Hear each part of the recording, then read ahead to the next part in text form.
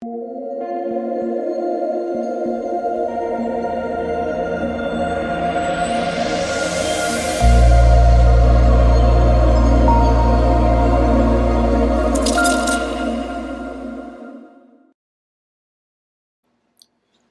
what's going on, guys? It's DK. Back at you with another video here. Today on the 5-game NBA main slate on Saturday. Before I get into the video, if you guys are new to the channel, my name's DK. I make daily videos breaking down NBA, NFL, PGA, and esports daily fantasy sports slates. Also, we are now at 3.63 thousand subscribers now on YouTube, so thank you guys all so much for all support. On Twitter, on YouTube comments, and the live streams. Really do appreciate it. But yeah, if you enjoy all this free content, if you leave a like button on the video, subscribe to the channel if you haven't already, and hit that notification bell. If you're listening to this on Apple Podcasts, the link is in the description below. It's just the DK DFS show. Would also really appreciate a 5-star rating and review. But yeah, with that out of the way, let's jump into the video. So we got a kind of ugly 5-game slate, to be honest. A lot of slower pace, good defensive teams. Before we get into the breakdown, what we can do is we can look back at my lineup here from Friday's slate. So this was my final lineup here. I went with John Morant, Troy Brown, Lonnie Walker, Zach Collins, Jarrett Allen, Westbrook, Doncic, and Nurkic. So let's talk about who I got here. Nurkic was absolutely key, and a guy that I was super high on in the live stream. Again, I mentioned him, Allen, and Pirtle. I really wanted to get 2 of those 3 centers in my lineup. And, Allen, you got a little bit unlucky if you played him. You got a little bit unlucky if you played LeVert, too. The game was a blowout. They missed out on the whole fourth quarter, so... and I mentioned in the live stream that I was fading LeVert, and I was nervous about it because I knew he was going to be high owned. LeVert was like 50 to 60 to 70% owned in some contest. So, yeah, I got a little bit lucky there. Jarrett Allen, again, was also super popular. That's NBA DFS for you. We saw blowouts, and then we saw foul trouble, which I was dealing with all day long. Zach Collins had 3 fouls in the first half, missed out on a good amount of minutes, then picked up his 4th right away in the second half. Same thing with Troy Brown Jr., who was in foul trouble the whole game. And then, John Morant was a guy I late pivoted to. I originally had Shabazz, which I mentioned, but I said, I'm just too scared of the minutes there. And he did actually get limited a bit, so glad I pivoted off him. I did get off Triple J. Triple J and Brandon Clark were 2 value plays I didn't get to just because you can't play everyone. But they were 2 guys I really liked, and hopefully I convinced a lot of you guys to play them as well. Triple J was huge. I think he had 40+. Brandon Clark also really good. Again, I mentioned Zach Collins, one of the best value plays. Troy Brown Jr., I think I got a little bit unlucky there, but I think... for his price, there was probably better value, right? Like, I think I definitely liked Triple J better. I definitely liked Brandon Clark better, but there's just only so much room for so many bigs, right? So, again, I wanted to go the 2-center approach. I want to get Luka in there. So I think I might have made a slight mistake playing Troy Brown over a guy like Triple J or Clark. Also, I really like DeAndre Ayton. Couldn't get to him, though, but he was very good as well. So all in all, I think it's going to be a solid night. Again, I went with Lonnie Walker for value, too. He's pretty high owned. And then I went with Westbrook and Luka Doncic in the late game. So we'll see how it goes. But right now, it's looking like it's going to be a pretty solid night. So hopefully you guys had a good night as well. And let's see if we can keep it going. Again, Nurkic, my boy, 5.9K. I guess I wasn't super shocked he was low owned because there's 2 clear center plays, with Jarrett Allen, with Jakob Poeltl, but I just love that price. And the best thing with Nurkic is he does it all, right? If you look at that stat line, 18, 9, 5, 6, and 2. Love players like that fill up the stat sheets. So, let's see if we can keep it going here for Saturday slate. Now, I will admit again, this is a really ugly slate. The first game, I believe, is the Miami-Denver game, which is not, we don't have that line out yet. Then we have Utah and OKC, 214.5 over under. The Thunder 1.5 point favorites. Pelicans and Clippers, 226 over under. The Clippers 5 point favorites. 76ers and Pacers, I guess, was sitting at 215. Looks like the Pacers, or I should say the 76ers, 5.5-point favorites. And the Lakers, Raptors, late night hammer here, 215 over under. Lakers a 4-point favorite. So again, like just looking at these over unders, not great, right? 215, 215, 214. I assume that Denver Miami game will be kind of low too. The only game that does look pretty good here is the Lakers Clippers, or I should say the Clippers Pelicans game. All right, let's go position. Position. Sorry, I can't talk. By position. And then, like I said, guys, I will be live streaming as well tomorrow, probably 45 minutes to an hour before lock, going over everything. I always try to answer all your guys' questions and kind of give you my thoughts, what I'm thinking for cash, what I'm thinking for GPPs. So make sure to check out the live stream again also tomorrow, probably 45 minutes to an hour before lock yet. But all right, let's start with center here. We have Anthony Davis. They have him listed as questionable. He's going to be good to go. He's just dealing with that poke in the eye. 10.4K. The matchup here really isn't the best against Toronto. Now, I'm going to say that a lot. Like, there's just not a lot of appealing games here, a lot of, like, solid defensive teams. I will say the concern with AD is the matchup, right? Gasol, pretty solid defender. Ibaka is a pretty good defender as well. And the Lakers don't have a whole lot to play for, right? So there's, like, a chance they could limit AD, could limit LeBron. Now, I think we will get news of that if they're going to do that, like, before lock. But that is just something you have to have in the back of your mind, that the Lakers aren't playing for a whole lot here right now. Joel Embiid coming in at 9.7. I think looks decent, right? I don't think it's like the best play. I don't think it's the worst play. There are some other center plays which I do kind of like. Philly is basically fully healthy now. I think we probably get somewhat normal minutes from Embiid, so 30, 35-ish minutes. We have no Sabonis, so it's going to be all basically on Miles Turner. If he gets in foul trouble, then it could get ugly, right? Then you have like TJ Leaf or Goga.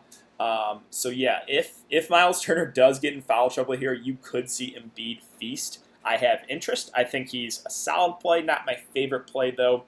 Jokic, kind of the same thing at 9K. Now we do have no Will Barton, no Gary Harris.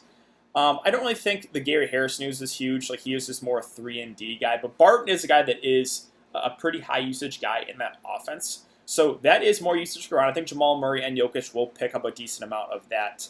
9K, Jokic is just, he's such a frustrating DFS player. He really is. He'll go on stretches where he'll just completely take over games, and then he'll go on stretches where he'll sit back and literally do nothing.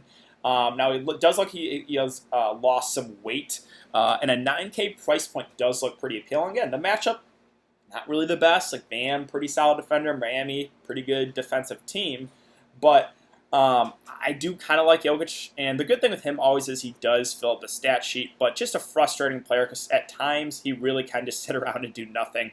Sabonis, really sad about this. You guys know I love DeMontis. Looks like he's going to be out for the season. I don't think he's going to be back. But that is pretty big news for this Pacers team. We also have Oladipo status up in the air, as well as Malcolm Brogdon. So we know Sabonis is out, which is a huge boost to Miles Turner. I'll get to in a sec. Brogdon and Oladipo might be out as well. That could be where we just get our value. Now, I know, sure, Philadelphia, not really the best matchup, but this slate doesn't have a whole lot of like standout plays, so that could be where we get some value. Bam Adebayo at 8-1, I think looks pretty decent. What we know with Bam is he's gonna play probably around 35 minutes. I think there's slight concern he could get in foul trouble here defending Nikola Jokic. That's always a concern because we know Jokic, can be aggressive at times. So, center is a little bit tricky at the top. I think Embiid, Jokic, Bam are all in play. I don't know if one really stands out more than the other. Zion's a stay away from me at 7.5. They said they're going to still limit his minutes. I cannot believe he only played 15 minutes. I mean, the Pelicans have to win games, and they're just really taking it easy on Zion. I don't get it. It's not like he's injured. It doesn't make sense to me, but there's no way I get to him on this slate. Horford is a pass with them fully healthy at 7.2. That's way too much for me. Gobert at 7K. I still think looks pretty decent. The Jazz are going to run a 9-man rotation.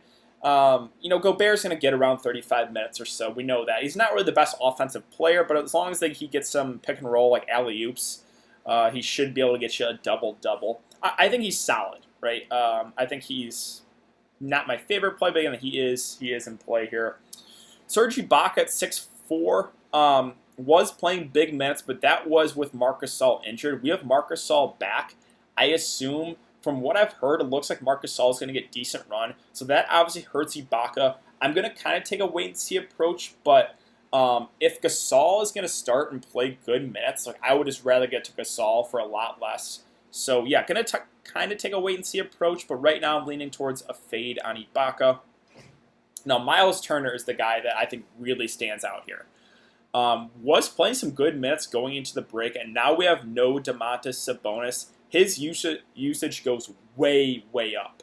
And possibly no Oladipo, possibly no Brogdon. I love Turner here, but be warned, there is a decent chance he gets in foul trouble here going up against Embiid. I'm worried about that, definitely.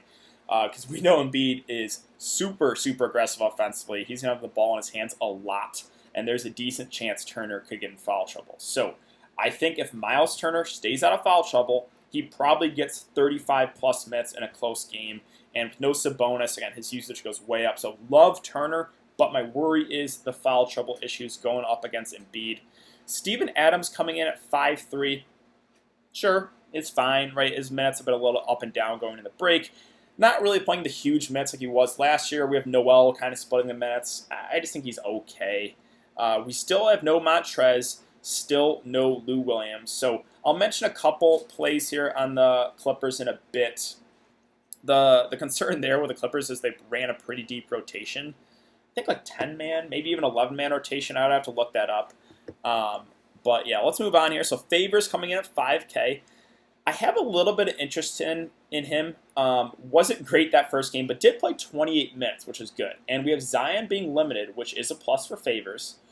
I think he's pretty solid and a guy that goes a little bit under the radar. But if we're going to get close to 30 minutes for Derek Favors at a 5K price point, I kind of like him as a buy low candidate. And kind of my same analysis with Zubac at 4.6. He still played 15 minutes, was in foul trouble the whole game. I think if he stays out of foul trouble, he probably would have got 20 to 25 minutes. Great spot here against the Pelicans. So basically the same thing I have to say about Favors with Zubac. They're interesting buy low candidates here. Not really a buy low for Zubac, but a guy that will be low owned for sure. Now Marc Gasol coming in at 4.5.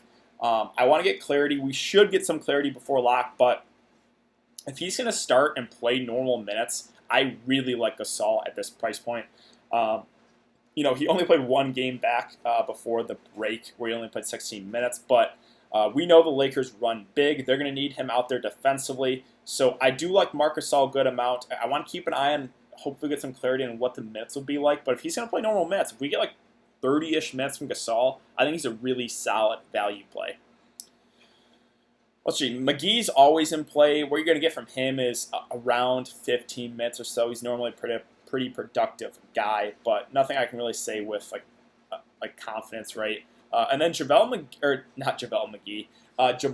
Green played 29 minutes that last game against the Lakers. Now, sure, again, Zubac was in foul trouble, Noah was in foul trouble, but it's good to see that Doc Rivers was confident to give him minutes. He can kind of stretch the floor, hit those three-point shots too. This is a great matchup. I think Jermichael Green is a pretty solid value play right now. The worry is just, again, they do have a lot of bodies, right? They use Zubac, they use Noah, Patrick Patterson got in the rotation, so there is a lot of bodies still to go around, but a 3.5K price point I think looks decent. TJ Leaf at 3.4, this is strictly a GPP only play, but it would kind of be, bank on the fact that Miles Turner gets in foul trouble because TJ Leaf is the backup right now, and I think he would get pretty good run. Now, I'm not recommending this with confidence, right? It's just a strictly dart throw put in GPPs. Noel's at 3.3. I actually think that's in play for value. A guy that's going to get around 15 to 20 minutes, normally pretty productive, so I don't hate the idea of punting with Noel. Noah only played 10 minutes. I'm probably going to pass unless I see him get a little extra run. I think that's it. Myers Leonard is at the flat min. Denver runs big. The minutes are always up and down on him. I think another play that's viable is a dart throw. All right, let's move on to power forward now. So we have Siakam coming in at 8-4. Again, the matchup not really good against the Lakers, but the minutes have been really, really good for him. Now we do have Marc Gasol back in the rotation. Again, we have Ibaka and Siakam, so I think the minutes might go down a little bit here. I think maybe 35 or so. Again, I'm just like, he's okay, right? I'm not like overly excited about Siakam. I don't think he's the worst play either. This slate in general is just, it's kind of a gross slate, guys. Ingram coming in at 7-8 with Zion being limited. I think is in play, but still, like 7-8 does feel kind of like a lot to pay for Ingram. This is the highest over under on the day though, so that is a plus. And we know Ingram is a guy that will be a lot more aggressive when Zion's not out there. I mean, we saw him again at the beginning of the year. Ingram was having an amazing start to the year. So a little bit interested there in Ingram. Let's see, Tobias at 7-1. The Philly guys are just, And when everyone's fully healthy, I'm not like super, super excited about Tobias or Al Horford. TJ Warren is a guy. Normally, I don't like playing because he's super, super scoring dependent, but he's going to have to play a lot at the 4 right now. Looks like they might run a 3 guard lineup with Warren at the 4 and Miles Turner at the 5, which is a plus for him. He'll probably get some more rebounds. He's going to have to do a lot more scoring-wise with no Sabonis and potentially, again, no Brogdon, potentially no Oladipo. So if those two guys are out too, I love TJ Warren. I think he's probably going to get 35 to 40 minutes. Miles Turner, I think, look really, really good for this Indiana team. Let's see. OG, I'm not paying 5.7K for him. Gallinari at 5.6 is just, sure. I think he's like a cash game play, right? The matchup isn't good, but he'll probably get around 30, 32 minutes. Will probably get you somewhere between 25 to 30-ish fancy points. So, yeah, again, I think he's like a cash play. Millsap, the minutes have been a little bit up and down. Him, Jeremy Grant kind of splitting the run. Not overly excited there. Royce O'Neal is still at 4-8. He did play 35 minutes, which is good, and kind of looked pretty good out there. But just be warned, like Royce O'Neal is not out there for his offense. He's out there for his defense. I know he was solid last game, like pretty good for Royce O'Neal standards. But I don't think we get a repeat performance. I think the ownership will go up on him. I'm going to stay away from Royce O'Neal. I need to see him, perform consistently before I can target him really with confidence. Let's see. Kuzma, I think, is an interesting play here at 4-3 because of the minutes. He played 32 minutes that last game. Normally Kuzma was a guy 22, 25 minutes or so. He got 32 minutes. Now, still, the Lakers ran a really deep rotation, but LeBron, AD, and Kuzma all got their runs. So if Kuzma's going to get 30-plus minutes, I think he's one of the better value plays in the slate. Now, can we trust that he's going to get 30 minutes again? I don't know. Again, dealing with a little bit of an ankle issue, which is a little bit of a concern. But if we get over 30 minutes from Kuzma, I think he's a really, really good value play. He's been shooting the ball really well as well. Let's see. McDermott, one of those dart throw guys that, if Oladipo, if Brogdon are out, you could use as in a GPP play just because the Pacers will be so thin. Bol, I just want to mention, I don't think he's going to be in the rotation, but he's been playing really, really well in the scrimmages. I don't even think he's going to be in the rotation, so I don't think we can go there, but just thought I would mention that. Let's move on to small forward.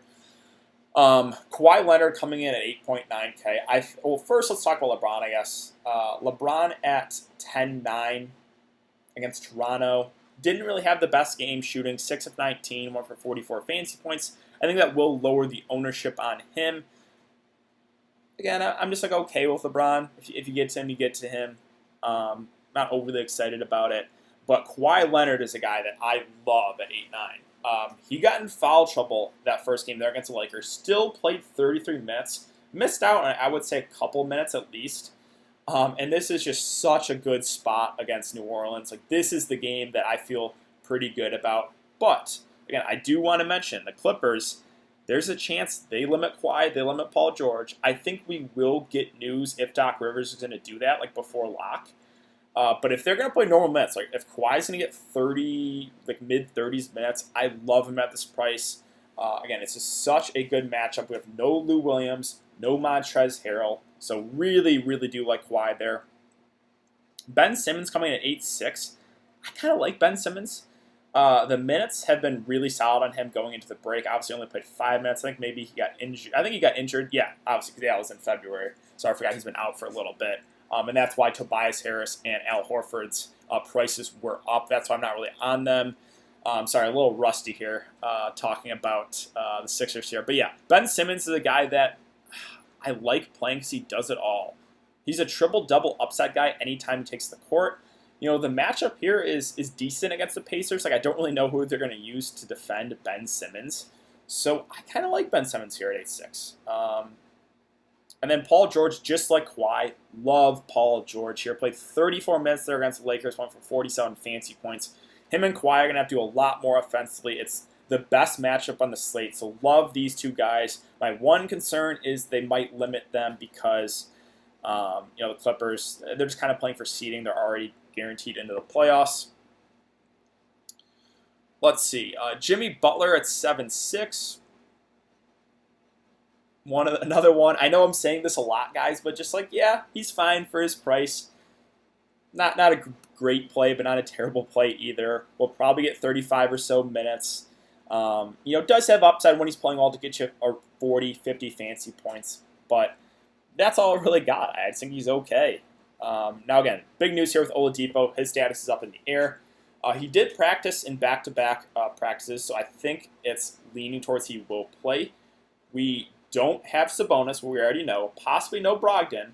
The minutes were not great on him going into the break. Like, he wasn't playing over 30 minutes. But we'll see, right? Hopefully we get some sort of clarity on the status of Oladipo. If he's going to play, if he's going to be on a minutes limit. Obviously, if he's on a limit, then I wouldn't get there. So right now, it's kind of just a wait-and-see approach with Victor Oladipo. Again, we have no Will Barton, which I think is pretty big news. No Gary Harris, too. So there are, so we'll get to, I guess I'll talk about Denver at the end. Maybe potentially some value plays there. Norman Powell, no way I'm paying 5.9 for him. Already mentioned really liking TJ Warren. Let's see. Duncan at 5.5. I mean, he has been getting really solid minutes, and he can get hot behind the three-point line. I think that's why he's out there. But 5.5 just kind of feels like a lot to pay for Duncan right now. Joe Ingles, I would rather get to Joe Ingles over Royce O'Neal. He's the better offensive player. He got in a little bit of foul trouble, so he only got limited to 32 minutes. But I think we probably get around 35 from him if he stays out of foul trouble. Yeah, I would prefer, if you're going to play one of those wings on Utah, I would much prefer Joe Ingles. Marcus Morris let a lot of people down. He was in foul trouble, only played 19 minutes. Do you want to go back to the wall? I think the ownership will drop significantly, and it's a really good matchup. So I don't hate the idea of going to Morris because he's going to be super low owned. Josh Richardson coming in at 4.4 I think is okay. Right, he'll probably get around 30 minutes. We do have basically a fully healthy Philly team. So, I think he's a solid value play. He's definitely one of the better value plays, I would say. And Kuzma I like as well. We got to keep an eye on the ankle, but if he gets 30-plus minutes, I think he's really, really good. JJ Redick, I mentioned him as a value play last slate, just because he's a guy that can get hot behind the three-point line. We saw that, right? He went 7 of 15 for 21 points. Got 26 minutes, which is good to see, too. Now, I think the ownership will go up a lot on him because of that recent game. It is a revenge game, too. And I think they need him scoring-wise. The Pelicans do. They need his three-point shooting. Zion going to be limited. I think that's a few extra minutes for a guy like JJ, probably a few extra minutes for a guy like Josh Hart. So I still have interest in JJ as a value play here at 3.5. Other options like Waiters played well in his debut. 21 minutes, 20 fancy points. The issue here is the Lakers have so many bodies they're going to use, like 10, 11-man rotation. I think that's really it for small forwards. Let's move on to shooting guard. We have Drew at 8.2. We're going to get probably 35-plus minutes from Drew. The Pelicans need to win games, and if Zion's going to be limited, sure, right? Drew, Lonzo, who had a really bad shooting day, and Ingram are all in play. The Clippers are solid defensively, but it is the highest over-under of the day. So if you want to go with a game stack and want to play like Kawhi and Paul George and run it back with someone on the Pelicans, I'm okay with that. Donovan Mitchell coming in at 6'9", I think that's too cheap. I know OKC is pretty decent defensively, but for a guy that's going to get 35 or so minutes with no Bojan still, I just think DraftKings mispriced him again. So really do like Donovan Mitchell here at that price point. SGA too, I don't mind on the other side at 6'8". We probably are going to get around 35 or so minutes from him. And yeah, obviously the matchup's not great, but I think he's a little bit too cheap. I think he's about $500 too cheap. So I have interest in SGA. Now, if you're going to make me pick, I'm definitely going to go to Donovan Mitchell, but I think SGA is in play too. Let's see. Van Fleet at 6'2". Yeah, seems priced about right. Again, Toronto is basically fully healthy now. I think he's okay.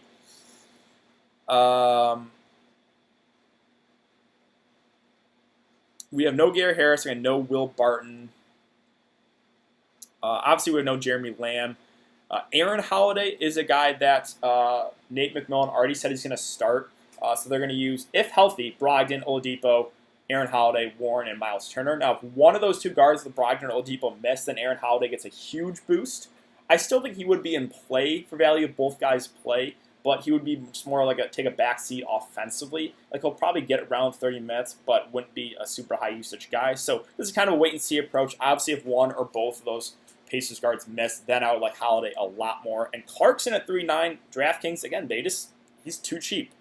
He was a guy that was playing about 25 or so minutes with Bojan out there. Played 32 his first game back there against the Pelicans. Looked really, really good. Sure, it might seem like I'm chasing here going to Clarkson, and the matchup's not necessarily the best, but if he's going to get 30-plus minutes off the bench, we know he's going to shoot the ball a ton when he's out there. I really like Clarkson here for value. Again, I like him and Donovan Mitchell a good amount. Let's see. I think that's really like Caruso actually had a decent run, 28 minutes as the backup point guard. Sure, I think he's playable as a dart throw. Let's move on to point guard here. So we're going to talk about LeBron and Ben Simmons and Drew. Kyle Lowry coming in at 8K. We probably get 35 or so minutes from Lowry.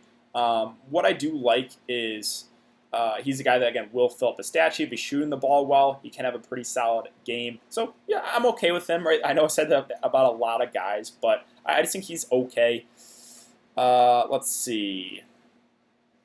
Lonzo Ball at 7'7", had a terrible shooting day. Shot the ball 2 of 13, was in foul trouble too.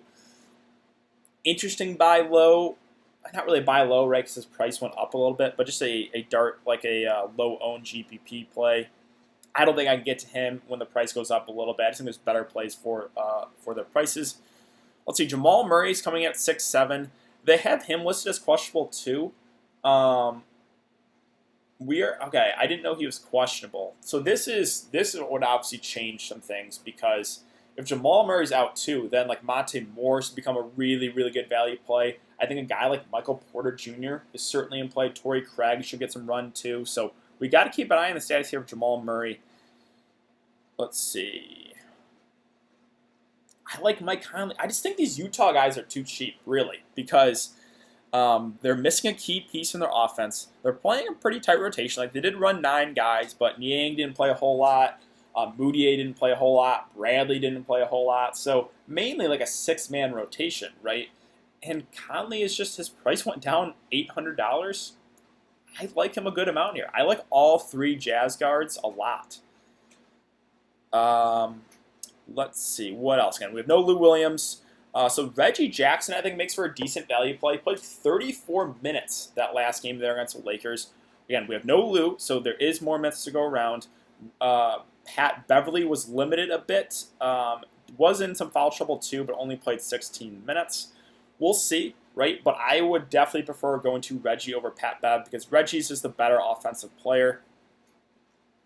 Again, Aaron Holiday, we got to keep an eye on the status of Oladipo and Brogdon. Kind of the same thing with McConnell. Like, if both those guys are out, TJ McConnell could become one of the better value plays.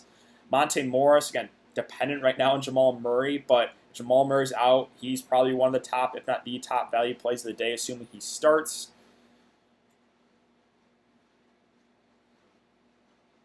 So let's talk about Denver really quick, and then we can get out of here. So again, we have Gary Harris out, Will Barton out, Jamal Murray questionable. If Jamal Murray is out, I do think Monte Morris becomes one of the better value plays. I think Michael Porter Jr. would have to get minutes, hopefully. Mike Malone never seems to want to play this guy, but when he gets run, normally he's pretty good. Troy Daniels, I don't think I would get there. Torrey Craig, it's just a low usage guy. Like I would much rather get to Monte Morris or Michael Porter Jr. PJ Dozier could be in the rotation too. So yeah, we got to keep an eye on this Denver news. I think it is pretty important. But yeah, I think that's really going to do it for today's video, guys. So if you have been enjoying the content so far, would really appreciate it if you'd leave a like button on the video, subscribe to the channel if you haven't already, and hit that notification bell. I will be live for this 5-game slate tomorrow, probably 45 minutes, maybe even an hour before lock, going over all the news that we get, going over cash plays, GPP plays, as well as answering any questions you guys have. So thanks again, guys. Hope you guys all have a good night, and I will see you all tomorrow in the live stream.